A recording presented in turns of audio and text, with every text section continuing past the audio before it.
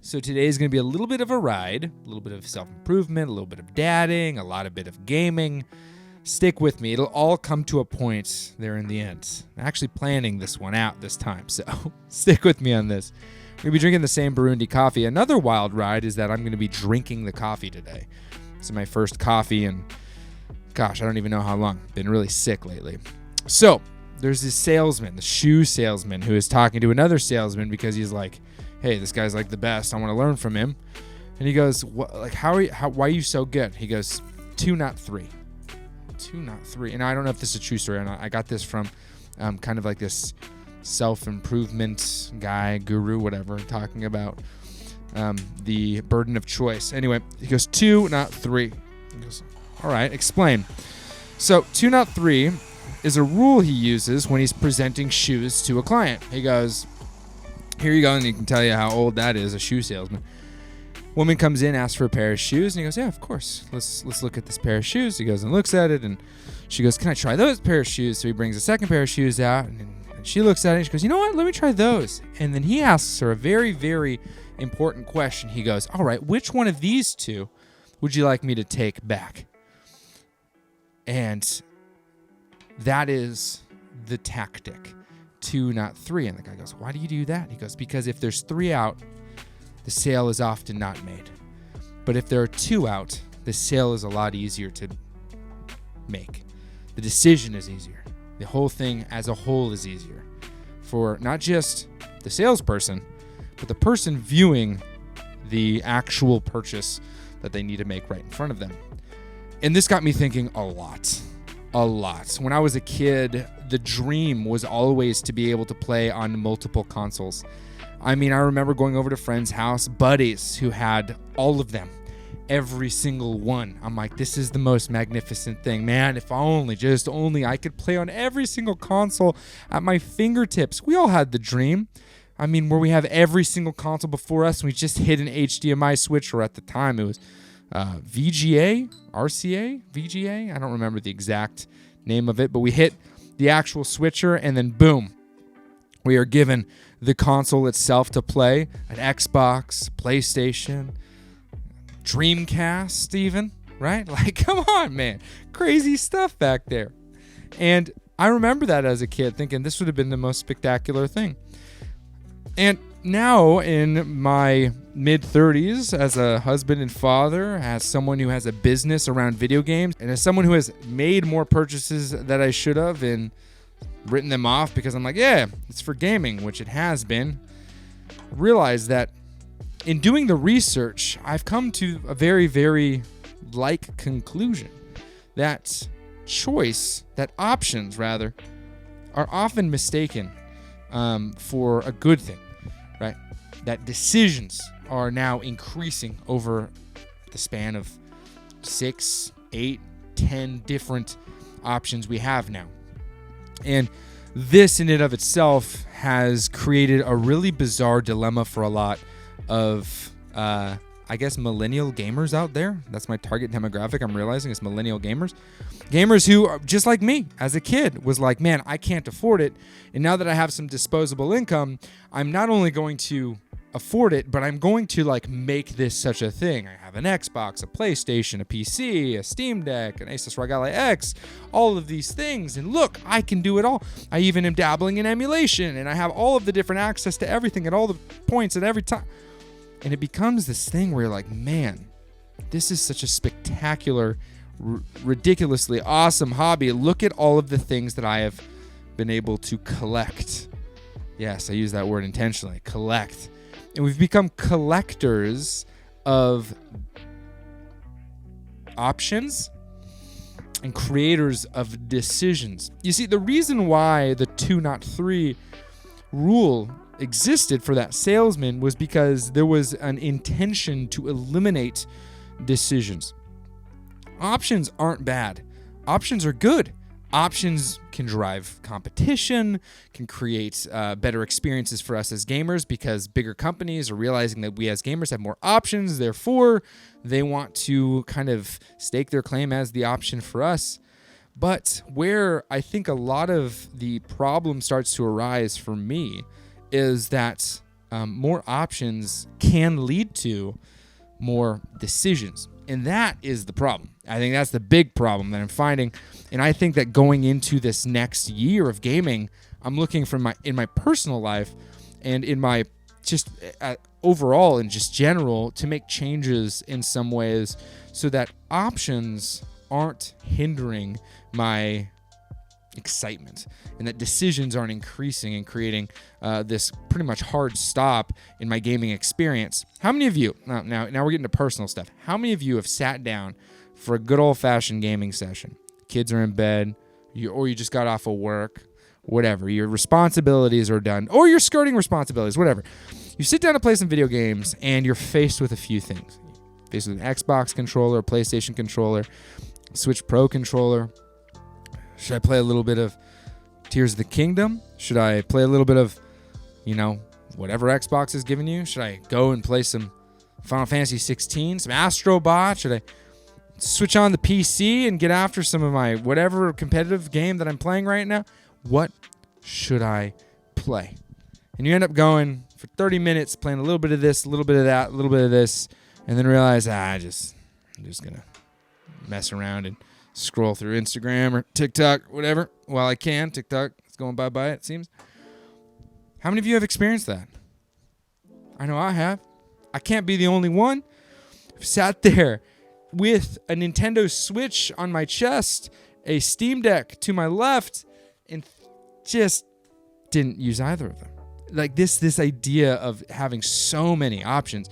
I've talked about decision fatigue before, and how it all pertains to, me as a gamer, and how decision fatigue can lead to a crippling, non-existent hobby.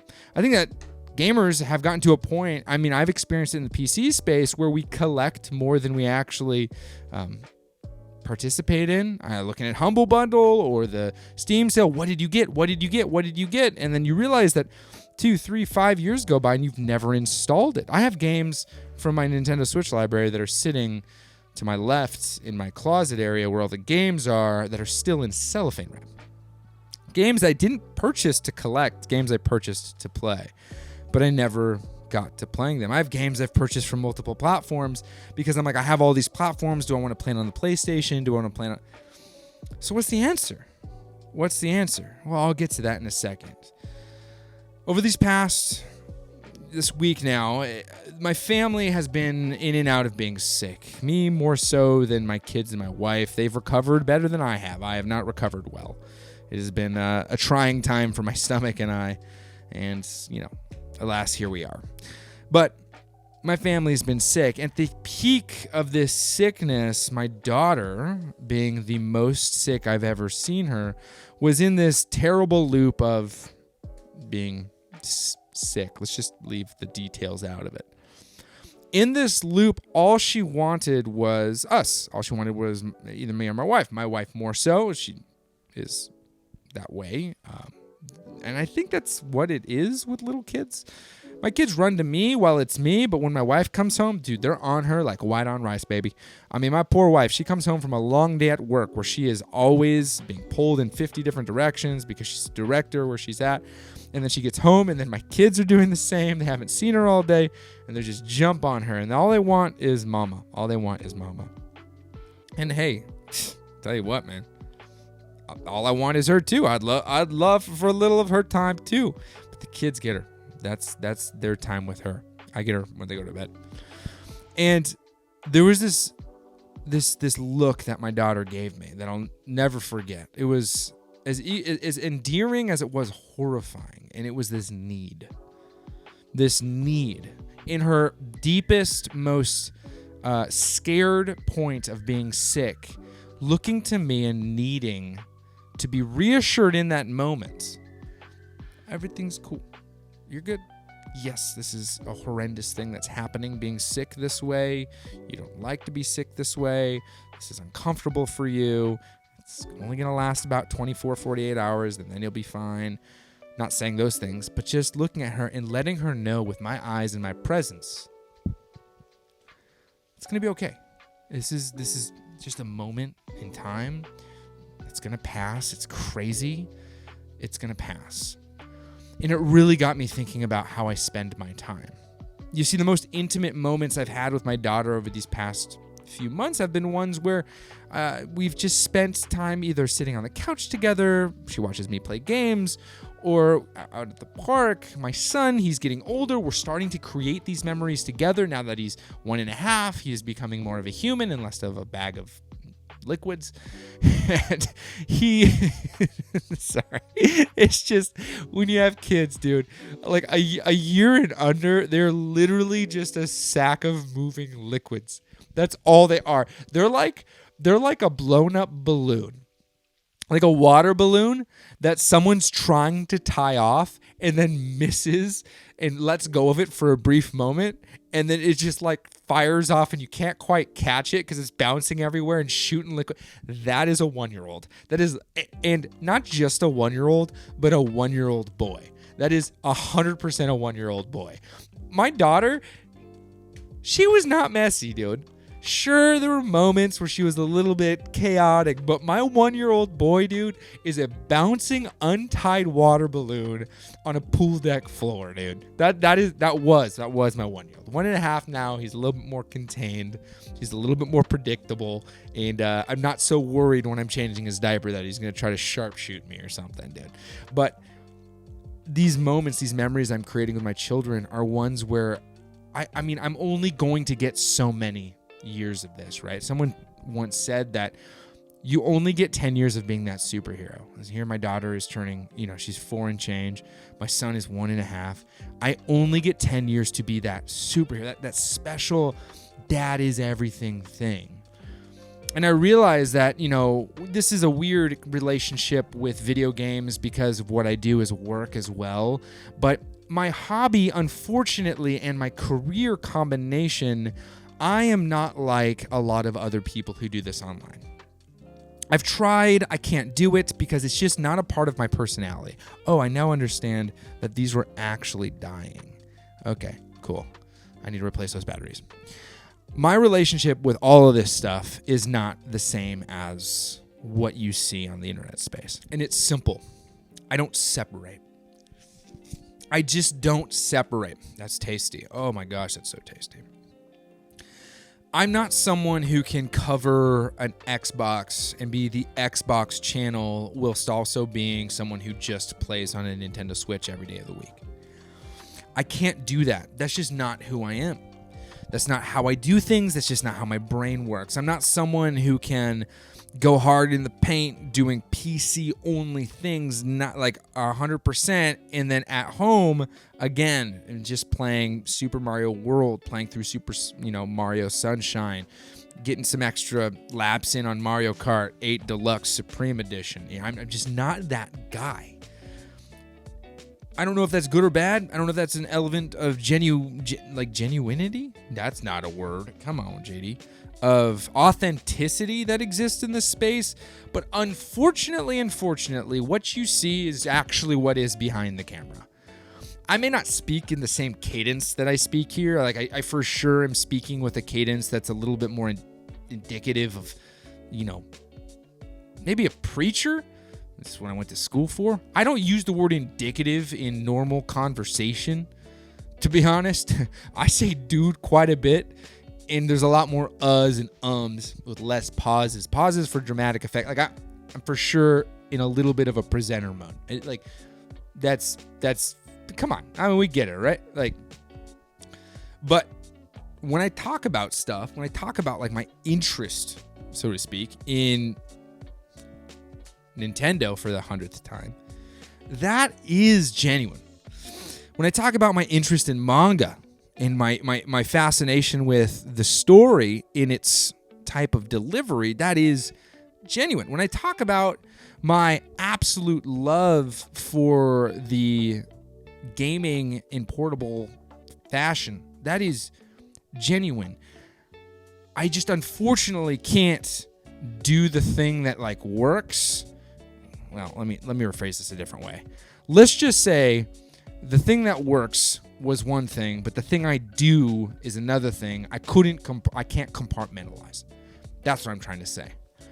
And so what I'm getting at here is I'm realizing that these moments that I am sharing with my children, these moments I'm having with them, are ones that I'm able to do because of a specific style of gaming that I do. It just so happens to also be one that I'm probably going to do for the rest of my life. It's probably going to be the style of gaming that I'll find myself drawn to for a long time. And as my kids become more aware, more interesting, right? I'm going to be straight with you guys. Like, a 1-year-old isn't my bag of tricks. I'm not super keen on the 1-year-old situation. I just easily get frustrated. The screaming and yelling and uncertainty really just triggers parts of my ADHD brain. I get overstimulated and I start to freak out a little bit. I'm just being straight with you, dads. It's not easy for me. When my 1-year-old, when he was even younger than 1, was screaming, crying, and my daughter's upset because who knows what, at the age of 3 and change, I don't do well in those situations. I often lose my cool. I end up yelling a little bit, trying to get people to calm down, and I get frustrated, and then we all sound very similar. But now that the children are becoming more like children and less like bags of fluid and screaming alarm clocks, I realize that the moments that I have with them, I want to share every single one. If I only get 10 years out of the, let's just be super generous, 100 we may get, right? Let's do 100. 100's the easy number. If I only get 10% as the superhero, let's say 20% of that time as them here at home, right? Say they move out at 20, maybe later, who knows?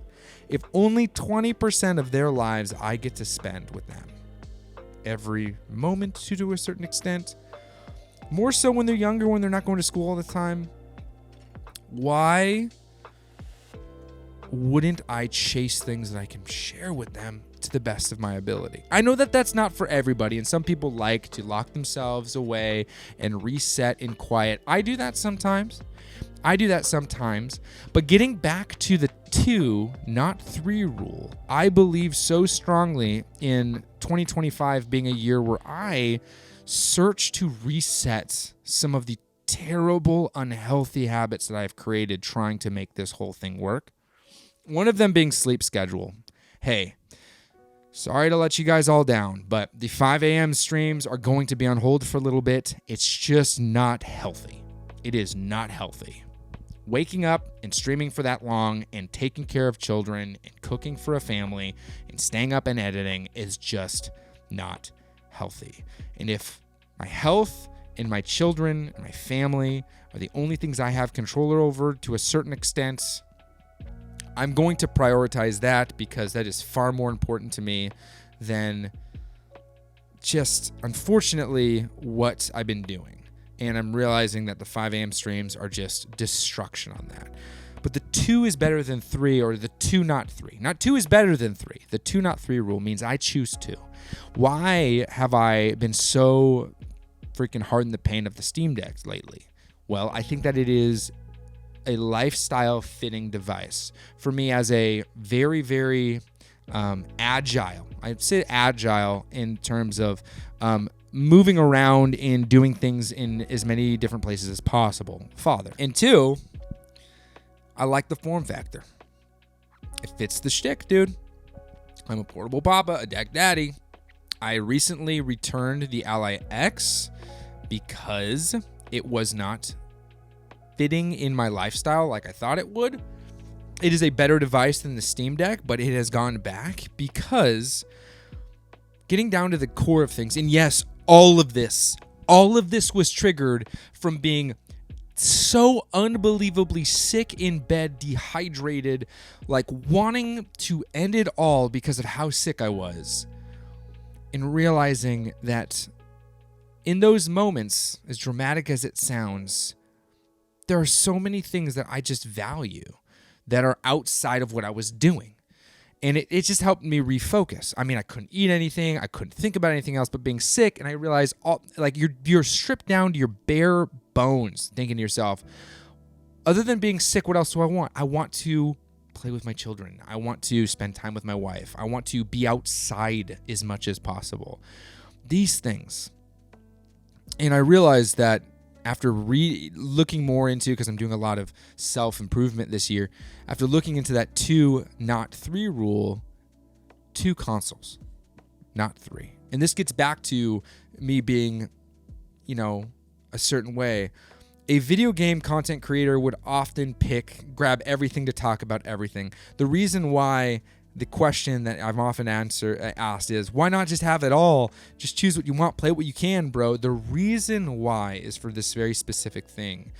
If I get 100 decisions in a day, I don't want to waste them on trivial things. And I don't get 100 decisions in a day. I don't. Not with children. When you have children, a lot of those decisions aren't yours to make. Those decisions are on-the-fly things that you need to do to keep them alive, safe, and occupied. And so, 2, not 3. What are my 2 devices? As of right now, the 2 that I have chosen are Switch and the successor, whatever's coming out, as well as it feels like I'm cheating, PC and Steam Deck. That's it. PC, Steam Deck, I see as one device. It is the hybrid solution, right? The hybrid way to play. I would buy games on my PC, and if I can play them on the Steam Deck on the go, I would do it that way, right? That's the way I look at it. And so I've decided to go down that road, not because I don't like PlayStation, not because I don't enjoy playing games on console, but because 2, not 3. I'm not going to play games on my Anbernic like I thought I would. I'm not going to cover the Anbernic as much as I thought I would, because here's the deal. I'm just not going to sit down and use it. I haven't. I've owned it since day one, and I haven't used it for more than a collective hour. Am I going to sell it off? No. But I'm not going to invest time and energy into something that is not really bringing me, one, the joy that something like the Switch has been able to bring me, but also, it is just a waste of decisions. Especially when the Anbernic comes with 4,000 other decisions you have to make. If I want to play a specific title that isn't available to me in other form factors, I'm going to bring it onto my Steam Deck and play it individually on that device. And some would say, well, come on, dude. 2, not 3. What about all these games in your library? Well, don't you think I have something to talk about that too, huh? Yeah, I do. 2 games, not 3. Pick 2 games. See the credits. If you don't want to see the credits, uninstall the freaking game. Get it out of there. 2, not 3. Something that I think back on as a kid is how many games I enjoyed. Part of it was because I didn't have the money to buy all these games. 1. Part of it was because the games were actually complete. Shots fired. 2. Another part was the culture in completion existed. We had this culture around gaming, which was you finished games. This may be a me problem, but I would be able to put money down that this isn't just a me problem. Chances are you're there too. And so 2, not 3, dude. Pick 2 games you're playing. Finish them, roll credits, move on. Do it. I don't know what else to tell you. I don't think that there's anything inherently wrong about getting all the games and having fun, but I know for me, that was such a powerful thing. And I'm an extreme person. I went from weighing 276 pounds down to, I lost 100 pounds. Okay, I lost 100 pounds doing CrossFit. And going from doing nothing to doing CrossFit is kind of a big jump. Some people would say you should probably do something in between the two. No, I was like, go for the biggest, the most intense, extreme thing and just freaking go for it. Go from eating junk and fast food every day of your life to paleo. And in like 2010, paleo, or 2011, I think is when I started, was not as easy. Sure, living in California, it's a little bit easier, but 2011, paleo was not the easiest thing to get around. Now you have paleo treats and all this way to high heaven. And I eat pretty paleo. After my freaking stomach flu, I'm 100% paleo right now. Like 100% paleo. But honestly, it was an extreme thing. I'm an extreme person. I just am. And so this was something I thought about as I look at my gaming hobby this year. How can I reduce the amount of decisions and increase the amount of enjoyment. And I think that rule that I heard in a YouTube short, 2 Not 3, hit me so hard between the eyes. I'm like, what would my gaming look like? What would my life look like? What would my decisions look like if every single thing that I did was rooted through 2 Not 3? Not the numbers. The numbers aren't what you need to get hung up on, okay? Pick 2 games, pick 5 games, whatever. It's the idea. Reduce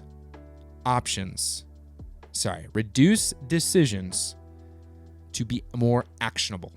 That is it. Options are good. Xbox being compelling, they're not. PlayStation being compelling, any of these devices being compelling. Great. Awesome. They should be. But that doesn't mean you need to have all the options. It means you need to choose 2, not 3. Get really, really excited about them. And this is the biggest part. What did the salesman say at the beginning of this whole chat? He said, which one would you like me to remove? This is the key. It's not have it all in front of you and just choose 2, but still keep them there. It's eliminate them. That means make a decision to say goodbye. Let me know in the chat or the comments below, what kind of decisions would you make? I'm curious. Let me know if you like these chats, if you like the way that they're going. For those of you in the live streams, they are going to be kind of on hold for a little bit until I get my schedule back under me. I am committing myself to health first in 2025. I turned 36 on January 4th, and by my 37th birthday, I want to be in the prime of my life, Get it? 37 prime number. Cool. I'm a nerd. Boo, Peach, Bowser, Goomba, Toad, and Bob-Ombs. Sup, Yosh? My kids are waking up from a nap, which means I'm going to go hug them for just a second longer than they probably are comfortable with. You guys are awesome. Play more. Be kind. See ya.